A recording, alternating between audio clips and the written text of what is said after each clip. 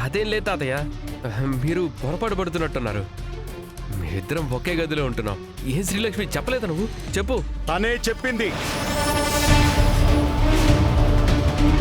మీరిద్దరూ వేర్వేరు గదుల్లో ఉంటున్నారని.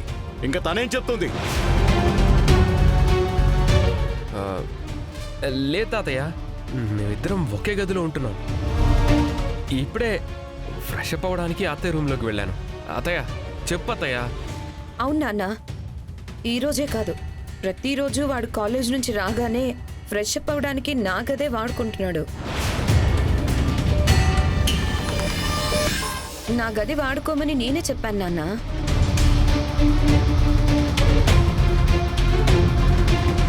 వాడు స్నానం చేయడానికి నీ గది వాడుకోవడం ఏంటి ప్రియమద?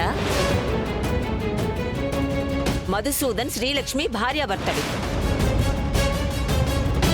వాళ్ళిద్దరూ వేరువేరుగా ఉండడమేంటి, వేరువేరుగా రెడీ అవ్వడమేంటి?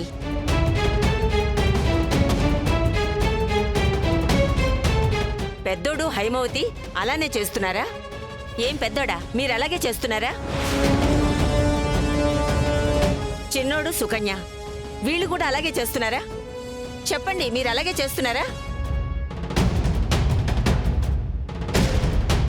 అన్నయ్య వాళ్లతో వీళ్ళకి పోలికేంటమ్మా? అయినా ఇది ఇంత గొడవ చేయాల్సిన మ్యాటరే కాదమ్మా. ప్రియమద, ఇక్కడెవరూ గొడవ చేయట్లేదు.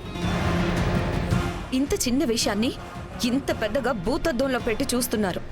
ఇది గొడవ కాకపోతే ఏం నాన్నా? కలిసి ఒక చోట ఉండాల్సిన భార్యాభర్తలు వేర్వేరుగా ఉంటే ఏం జరిగిందో అని తెలుసుకోవడానికి భూతద్దం పెట్టే చూస్తారు.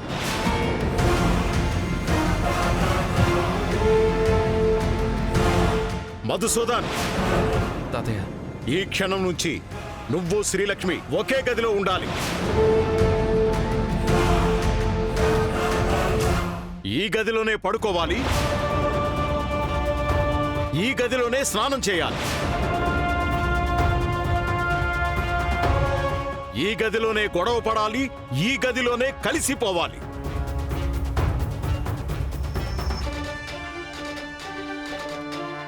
అలా కాదని నిన్నింకోసారి వేరే గదిలో చూస్తే అప్పుడు నేను ఇలా మాట్లాడు. అర్థమైందా? అయింది తాతయ్య. శ్రీలక్ష్మి, పెద్దయ్యా,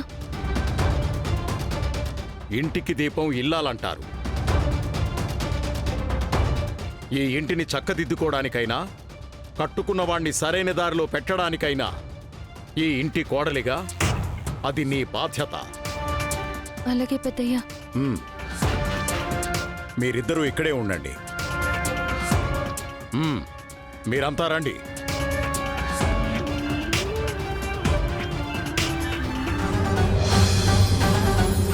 పాపం నాన్నగారు, వీళ్ళిద్దరిని ఒకటి చేయాలని చాలా తాపత్రయపడుతున్నారు. గుర్రాన్ని చెరువు వరకు తీసుకెళ్ళగలరేమో కానీ నీళ్లు మాత్రం తాగించలేరు. అది నెమ్మదిగా నాన్నకు అర్థం అవుతుంది.